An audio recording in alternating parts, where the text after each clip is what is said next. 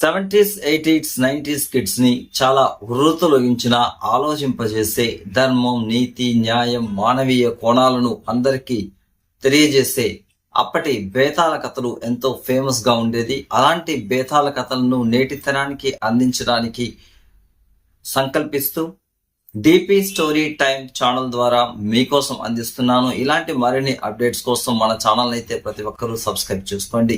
ఇక కథలోకి వెళ్తే, బేతాళుడు యథావిధిగా భట్టి విక్రమార్కుని భుజం మీద కూర్చొని అలా అర్ధరాత్రి అడవిలో వెళ్తూ ఉండగా తన యక్ష ప్రశ్నలతో ఒక కథను చెప్పడం మొదలు పెడతాడు.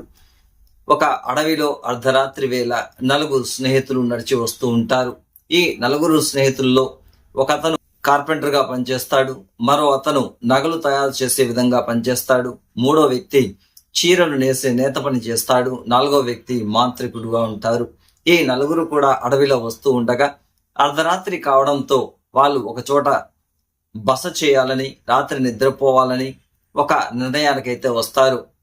నలుగురు నిద్రపోతూ ఉండగా ఇక్కడ అడవిలో వన్యప్రాణులు అవి వచ్చి మన మీద అటాక్ చేస్తాయి కాబట్టి ముగ్గురు నిద్రపోతాము, ఒకరు కాపలా కాయండి. వారికి ఎప్పుడైతే నిద్ర వస్తుందో రెండో వ్యక్తిని లేపండి. రెండో వ్యక్తి కాపలా కాసేటప్పుడు అతని నిద్ర వస్తే మూడో వ్యక్తిని, అదేవిధంగా మూడో వ్యక్తి నాలుగో వ్యక్తిని నిద్రలేపితే ఇలా తెల్లవారి వరకు నలుగురు కూడా సేఫ్ గా ఉండొచ్చు అనే నిర్ణయానికి వస్తారు. అదేవిధంగా ఫస్ట్ కార్పెంటర్ వంతవుతుంది మేల్కోవడం. తను మేల్కొంటూ ఉంటే అక్కడ ఒక చెక్క దిమ్మ కనిపిస్తుంది. తన నైపుణ్యంతో ప్రతిభను చూపిస్తూ ఆ చెక్క దిమ్మను ఒక అందమైన యువతిగా మలచుతాడు. యువతి శిల్పాన్ని అయితే చెక్కుతాడు. వెంటనే అతనికి నిద్ర వస్తుంది. అక్కడ చీరలు నేసేవాడిని నిద్రలేపి తను పడుకుంటాడు. చీరలు నేసేవాడు ఆ అందమైన శిల్పాన్ని చూసి, అరే శిల్పం తయారు చేశాడు గాని ఇలా న్యూడ్గా పెట్టడం ఏం బాగలేదని వెంటనే తను చీరలు నేసి జాకెట్ నేసి వెంటనే ఆ బొమ్మను ముస్తాబ్ చేస్తాడు. అదేవిధంగా అతనికి నిద్ర వస్తుంది. మూడో వ్యక్తి అయిన నగలు తయారు చేసేవాడిని అయితే నిద్రలేపుతాడు.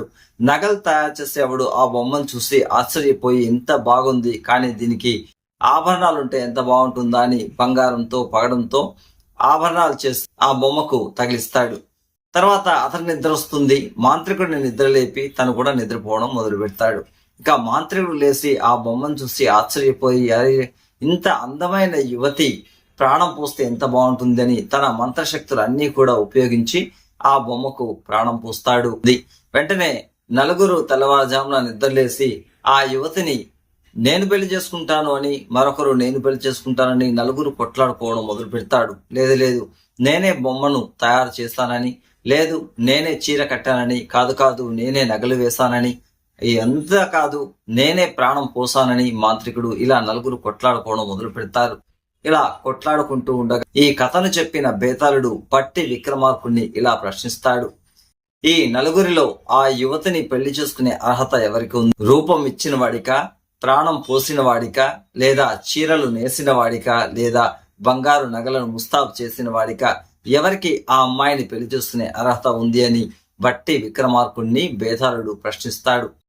బేతాళుడి ప్రశ్నకు సమాధానంగా భట్టి విక్రమార్కుడు ఇలా చెప్తాడు. ఆగండి, ఇలా చెప్పే ముందు మీరు కూడా ప్రేక్షకులుగా ఒకసారి ఆలోచించండి. మీకు ఈ ప్రశ్నకు సమాధానం తెలిస్తే కమెంట్ రూపంలో మీ యొక్క సమాధానాన్ని కమెంట్ చేయండి. దీనికి సంబంధించిన సమాధానం డిపి స్టోరీ టైం ఛానల్లో ఈ రోజు రాత్రి 9:30 మీకు సమాధానాన్ని అయితే నేను ప్రచురిస్తాను.